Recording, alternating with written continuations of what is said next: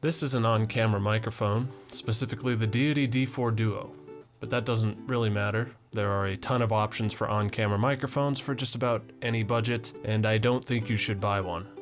At least not all of you. I know this channel is about photography, but I also really love videography, and half of video is audio. Think of this video as a PSA, a screaming cry for help into the limitless black abyss that claws at my sanity, leaving me an empty vessel devoid of what one would consider a human psyche. Or tips and tricks on better audio. Maybe you don't make videos. Maybe you can share this with a friend that does. A friend that has once uttered, "I'll just use my iPhone, LOL," similar to an intervention for somebody close to you that has fallen deep into a meth binge and would rather find creative ways of removing their own skin than show up for Thanksgiving dinner. I can't tell you how to get 40 billion subscribers, but I watch a lot of YouTube. And there are two things that make me close a YouTube video faster than a pug hunting a cheetah in the Serengeti. One of which makes me wish I was blind, and the other makes me wish I was deaf. The first one is when people make eye contact with themselves instead of looking into the lens, and the second one is bad audio. I would even venture to say that audio is even more important than video quality, and I'm going to prove it to you later. I'm reluctant to say audio quality because I think that often just communicates mic quality, but you really don't need a super high quality mic to have high quality audio. It's more about mic type, mic placement, method of recording, and not being an asshole to the people listening to you. Before we get into the hairy delicious stuff, let's talk briefly about mic types. Now, I'm not a meteor biologist, so I'm not going to dive too deep into the botany of microphone technology, but this is the AKG Perception 120. It's a condenser microphone for about $100. Condenser mics are generally very sensitive and suited to pick up sounds of an entire room. If you'll look behind me, you'll see off-gassing sound foam, whose poisonous fumes are probably why I'm so stupid, but they could also very well be causing permanent damage to my lungs and throat, which is why my voice sounds so deep and comforting. I sound treated this room specifically to use this microphone because condenser mics will pick up every reverberation and echo in your space. I promise this is all going somewhere. So what if your room isn't sound treated? Like a kitchen or a prison cell? This is the Shure SM58. A dynamic microphone for around, again, $100. These microphones are much less sensitive, and they're meant to be used right up to your mouth. Chances are, if you've ever listened to a podcast, they're talking into a dynamic microphone, usually the Shure SM7B. Their pickup patterns are designed to reject off-axis sounds, which is why they're used in loud places like on stages or in your mom's room. If you tried to use a condenser mic on a stage, you would be beaten to death by a mob of very angry deaf people. Now, if you're not a plank of wood or a cyclist, you might have picked up on something. This video is supposed to be about camera microphones, and I've been tethered to my computer this whole time. Both of these mics connect with XLR, which I believe stands for Xylophone Lunar Rhombus. It's a connector that goes into an audio interface and then connects to my computer. There are also USB microphones out there that are great quality as well. I just use all this shit because I'm a fucking nerd and I like to complicate my life as much as possible. So what if you want to go outside? Well, then chances are you've considered something like this. Or you better have. If you bought a camera to shoot videos and you just planned on using the built-in microphone, do me a favor and lock yourself in a cage forever. This is the Deity D4 Duo. It's a super cheap microphone that connects with a 3.5mm cable directly into my camera. But there are a literal shit ton of options out there these days, from $50 to several hundred. But I want to convince you not to buy one, or at least not an expensive one. We're outside now with the D4 Duo on top of my camera, and I'd say this audio is acceptable, but just like when we tried to use the condenser mic in my kitchen, you can hear all the stupid bullshit around me. So let's go to an even louder location.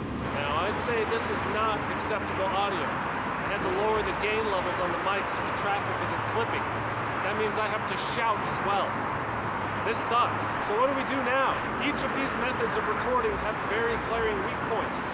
And that's where I want to introduce you to my friend, not Malcolm the Pug, not this time, but the Zoom F2, which you're listening to me on now.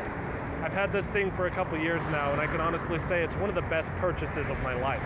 The F2 is what's called a field recorder. It has a mic input and a slot for an SD card. Upon that glorious SD card lies a 32-bit float file.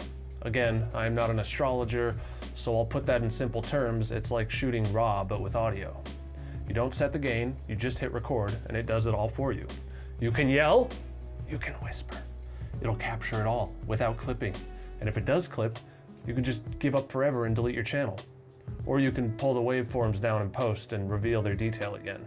In this mic input is a lav mic. Specifically, this is the Rode Link lav. This thing does come with a lav mic, but I found it to sound like pubic hair, so I spent another $100 on this one. But honestly, even the lav that comes with the F2 will still sound better than an on-camera mic in most situations. The reason I autistically talked your ear off about my studio microphones and their different uses is because those philosophies apply to this scenario as well. Lav mics have their strengths and weaknesses just like any mic, but for my use, and probably a lot of people's use, the strengths far outweigh the weaknesses. They too, like the SM58, reject most sound that's not right on top of it. So if you're presenting to camera alone, this is your best bet by far. But the cool thing about this is that you can use it in every situation I used my other mics for. Quiet, yep. Loud, yep. Kitchen or a prison cell, yep. Treated studio, yep as fuck.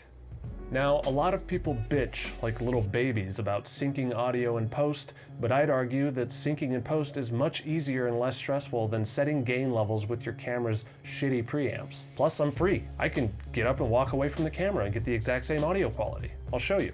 I'm taking a piss right now. You can walk away with transmitter mics, but if you go too far, the signal will cut out. But since I'm recording completely separately, I can go to fucking Wyoming right now and leave you there, and as long as I sync and post, everything will line up perfectly. I'm literally a block away with Malcolm right now. Ah, it's beautiful out here. You guys should see it. But you can't because you're sitting inside like a nerd. You guys really need to get off the tripod more. The Zoom F2 comes in two versions, one with Bluetooth and one without. The Bluetooth one is 230 USD and the non-Bluetooth is 180 USD. I bought the Bluetooth one, but honestly, unless you have somebody else mic'd up and you want to control it from your phone, you really don't need it. You can get mics that will suit each of these scenarios for cheaper, but then you might end up with several mics, like this dumbass, or you can get one that suits all of them. Yo. The only scenarios where a lav wouldn't be useful was if you wanted to capture the sound of a space, or if you have multiple people talking on camera. But even then, you can plug this mic into the F2 as well and still get 32-bit float with a different microphone. Now, earlier, I said I would prove that audio is more important than video on YouTube.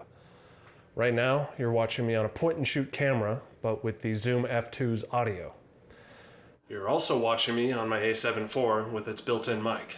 Which do you prefer? If I was forced to sit through this one, I would probably rip off my own head and throw it into a crowded movie theater. Please think more seriously about your audio. I'm trying to create a world here, a world with less audio-induced brain damage. Visual-induced brain damage is whatever, but the world and its ears will thank you. Thank you for watching. If you'd like to see an adventure where I use the Zoom F2 in the real world, click right here.